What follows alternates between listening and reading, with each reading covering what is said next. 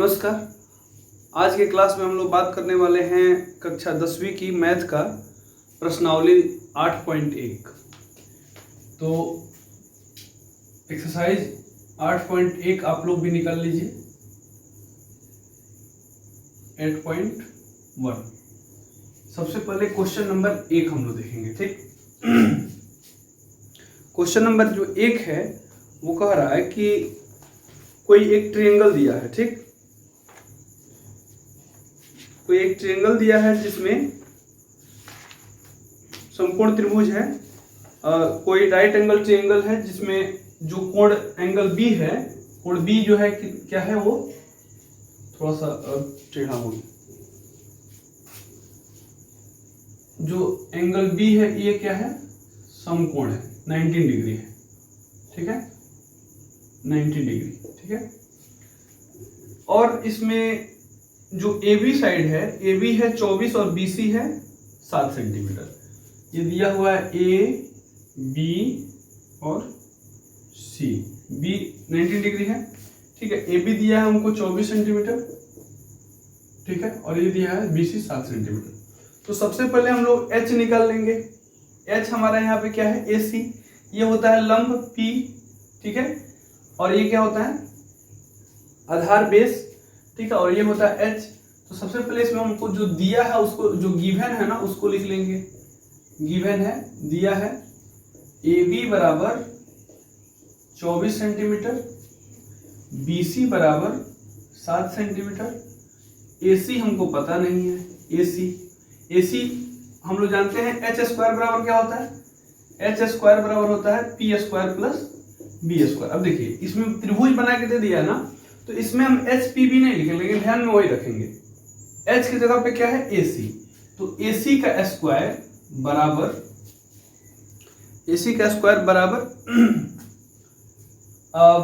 P क्या है, लंब क्या है हमारा AB का स्क्वायर अब प्लस में BC का स्क्वायर। बेस क्या है हमारा, आधार क्या है BC।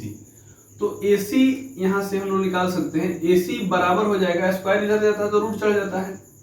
AB का स्क्वायर, AB कितना है 24 का स्क्वायर प्लस BC कितना है 7, तो 7 का स्क्वायर। तो ये हो जाएगा हमारा 24 का स्क्वायर कितना होगा 576, और 7 का स्क्वायर हो जाएगा 49। तो 576 और 49 को अगर हम जोड़ें तो 625 आएगा। 625 का वर्गमूल जब हम निकालेंगे तो कितना आएगा 25। ठीक है, तो ये हमारा साइड कितना आ गया 25 सेंटीमीटर। ठीक, अब देखिए सबसे पहले हम बात करते हैं कि हमने तीनों साइड निकाल लिया। अब हमसे बात पूछा जा रहा है कि साइन A, हमको वैल्यू निकालना है साइन A। ठीक है, cos A, sine A equal to what, cos A equal to what, एक नंबर क्वेश्चन है। उसके बाद पूछा जा रहा है साइन C और कॉस C।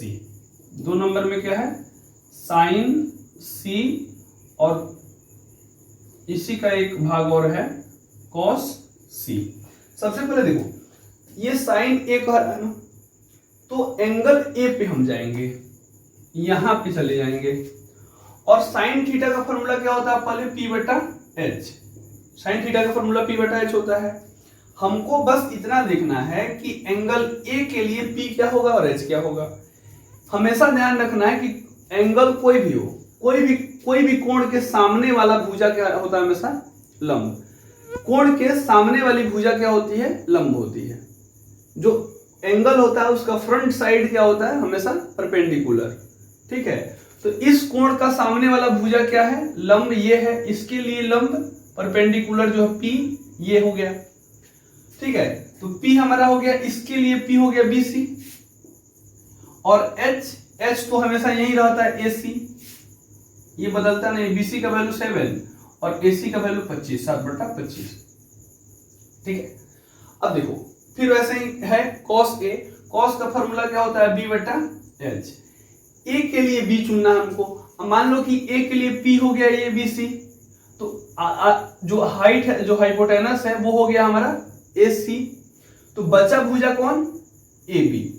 तो इसके लिए लंब ये हो गया, अकर्ण ये हो गया, हाइपोटेनस ये हो गया, ये P हो गया, ये H हो गया, तो बचा ये वाला भुजा ना।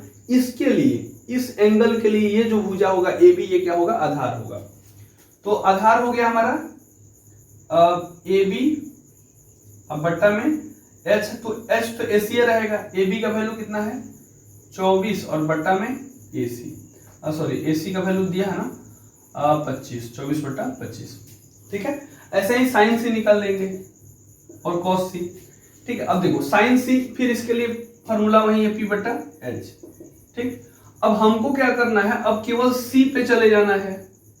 अब इस एंगल के लिए, ठीक है, इस एंगल के लिए हमको P देखना है, तो इस एंगल का सामने वाला भुजा कौन है, ये वाला, ठीक है।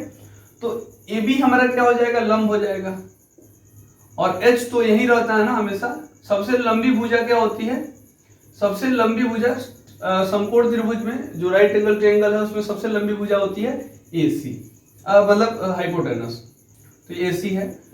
AB का वैल्यू दिया है 25 और जो हाइपोटेनस हमारा कितना है, सॉरी AB का वैल्यू 24 है ना, AB का वैल्यू हमारा 24 है और हाइपोटेनस है 25, ये जो कर्ण है, हो गया। अब देखो साइंस, अब इसके लिए चले जाओ B/H, कॉस का फॉर्मूला होता है B/H, cos थीटा बराबर B/H। अब हमको केवल देखना है C के लिए B क्या होगा, C इस एंगल पे जाएंगे, इसके लिए अब ये लंब हो गया, ये कर्ण हो गया, तो बचा ये आधार।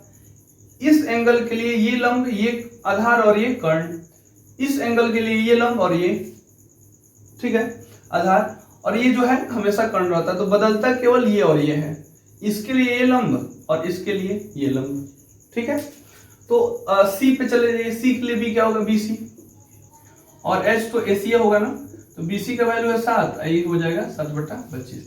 तो ये हो गया पहला प्रश्न हम लोगों का। आशा करता हूं कि आपको समझ में भी आया होगा, ठीक है। अगले क्वेश्चन की तरफ हम लोग बढ़ते हैं, थोड़ा सा स्क्रीनशॉट लीजिए, मैं इसको मिटा रहा हूं। सेम टू सेम क्वेश्चन है अगला भी, जो 2 नंबर क्वेश्चन है हम लोगों का, 2 नंबर क्वेश्चन भी सेम है। 2 नंबर जो क्वेश्चन है वो कह रहा है आकृति जो इमेज बनाया हुआ है 8.13 में tan P और cot A का मान, cot R का मान ज्ञात कीजिए। सॉरी, ये ट्रायंगल पहले से बना के दिया हुआ है PQR, इसमें Q कितना है, Q है हम लोग का 19 डिग्री, PQ का वैल्यू दिया है 12 सेंटीमीटर और PR का वैल्यू दिया है 13 सेंटीमीटर। देखिए ट्रिगोनोमेट्री में जो है ना, सबसे पहले चीज जो दिया है उसको लिख लेते हैं, क्या निकालना है ये पता होना चाहिए। हमको 2 साइड पता है, तीसरे साइड पता नहीं है, तीसरा साइड निकालेंगे। तीसरा साइड इसको हम क्या मानते हैं, बेस ना, आधार, तो हम लोग जो दिया है उसको लिख लेते हैं पहले। चूंकि लिखने में PBH तीनों का जरूरत पड़ता है, तो हमको ये दोनों दिया है, ये नहीं दिया, तो इसको निकाल लेंगे, बाकी इसको कोई भी फॉर्मूला, कोई भी वैल्यू निकल जाएगा। अब इसको क्या हो गया हमारा PQ हो गया हमारा 12 सेंटीमीटर, PR हो गया 13 सेंटीमीटर, ठीक है। PQ और PR हो गया, QR हमारा बचा है ना, तो QR के जगह पे हम लोग लिख सकते हैं पाइथागोरस थ्योरम से, पाइथागोरस प्रमेय से। उस पहला वाला जो क्वेश्चन है उसमें भी आप लिख लें Pythagoras, from Pythagoras theorem, Pythagoras प्रमेय से। पाइथागोरस प्रमेय क्या कहता है, किसी समकोण त्रिभुज में जो कर्ण का वर्ग होता है, हाइपोटेनस का स्क्वायर होता है, ये दोनों के स्क्वायर के बराबर होता है। तो H स्क्वायर बराबर क्या होता है, H स्क्वायर बराबर P square plus B square, अभी हम लोगों ने लिखा था ना। अब इसमें देखिए H क्या है, PR, तो PR का स्क्वायर बराबर P क्या है, इसमें लंब नॉर्मल क्या है PQ, और बेस क्या है आधार QR, इन दोनों का स्क्वायर। स्क्वायर हटाते हैं तो क्या हो जाता है, PR का स्क्वायर, सॉरी स्क्वायर हटाएंगे तो क्या चल जाएगा इधर, √। PQ का वैल्यू कितना है, सॉरी PR का वैल्यू दिया है ना, सॉरी अब PR का वैल्यू दिया है तो रख देते हैं। PR का वैल्यू यहाँ पे दिया है 13 सेंटीमीटर, 13 का स्क्वायर। PQ का वैल्यू हमको दिया है 12 सेंटीमीटर, 12 का स्क्वायर। QR का वैल्यू हमको नहीं दिया, निकालना है। 13 का स्क्वायर कितना होता है 169, 12 का स्क्वायर कितना होता है 144, QR का स्क्वायर हमको पता नहीं है, ठीक है। QR चूंकि उसका वैल्यू निकालना हमको, अब क्या करेंगे, इसको इस साइड में कर लेंगे, 169 माइनस 144, 144 बराबर में क्यू आर का स्क्वायर। ठीक है, क्यू आर 169 में से 144 घटाए तो आप 25 बचेगा।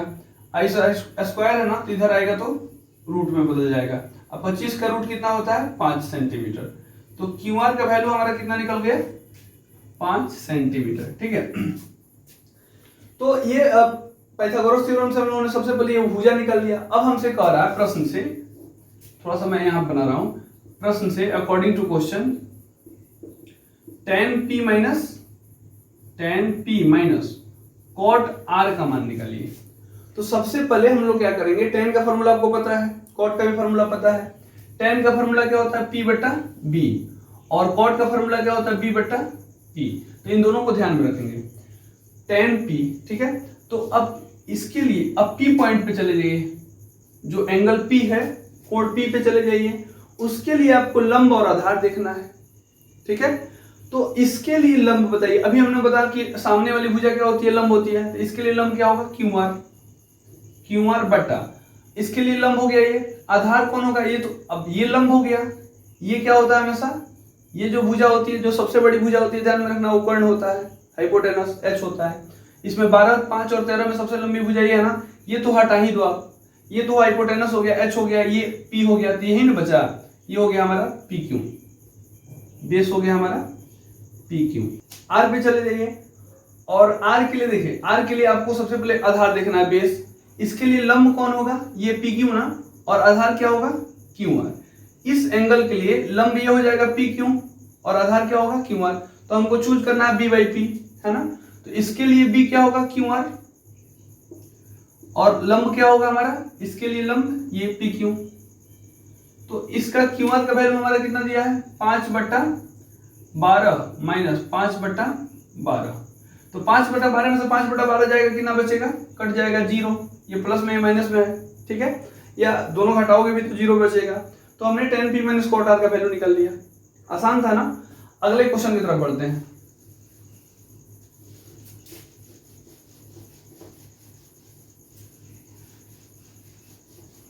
चलो तीसरा नंबर क्वेश्चन आप पढ़ो। ठीक है, जो तीसरा नंबर क्वेश्चन है इसका, वो कह रहा है थर्ड नंबर कि यदि साइन ए बराबर 3/4 दिया है तो कॉस ए और tan ए का वैल्यू ज्ञात कीजिए। सबसे आसान है 3 नंबर क्वेश्चन।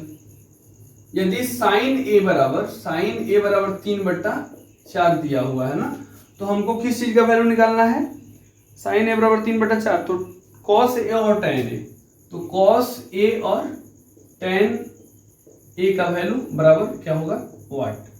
ठीक है, सबसे पहले देखो ये एंगल बना के दिया ना, तो सबसे पहले एक त्रिभुज हम बना लेंगे ABCD।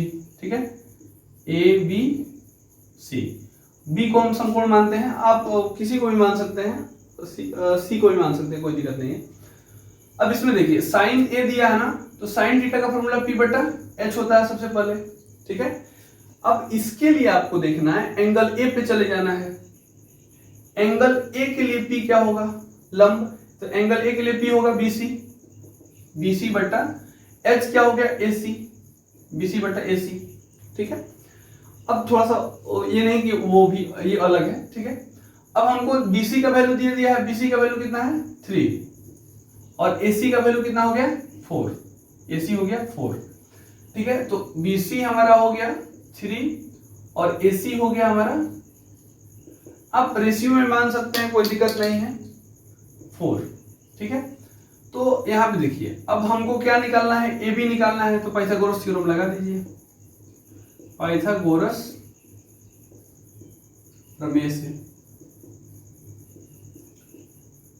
ठीक है, पाइथागोरस प्रमेय से क्या होगा, अब जैसे देखो यहाँ पे अच्छा है कि कोई एक कोफिशिएंट इसके ले लेना, k या m या x कुछ भी, क्योंकि जब ये रेशियो में होता है तो एक कोई ना कोई कोफिशिएंट हम लोग रखते हैं।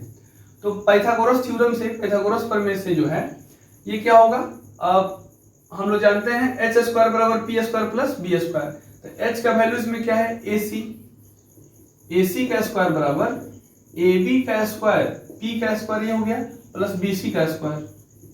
ठीक है, AC का वैल्यू हमको दिया हुआ है 4k का स्क्वायर बराबर AB का वैल्यू कितना दिया है, नहीं दिया है, तो AB रहने देते हैं, BC का वैल्यू दिया है 3k, ठीक है, कोई भी एक कोफिशिएंट ले लो। जैसे देखो अब 4k है ना, तो इसको करेंगे तो 16k स्क्वायर होगा बराबर AB का स्क्वायर क्या हो गया, AB हमारा कितना हो गया, नहीं दिया है ना, तो AB रहने देते हैं, प्लस इसका स्क्वायर है ना, तो 3k का स्क्वायर करेंगे कितना आएगा 9k स्क्वायर। अब ये दोनों के को एक तरफ कर लो, 16k square minus 9k square बराबर में AB का स्क्वायर।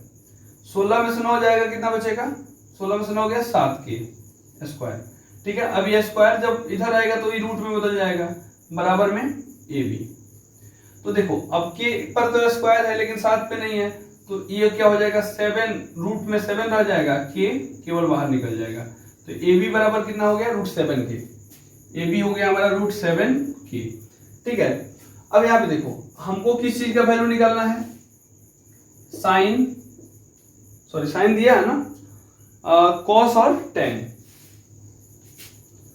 कॉस A और टेन A, ठीक है।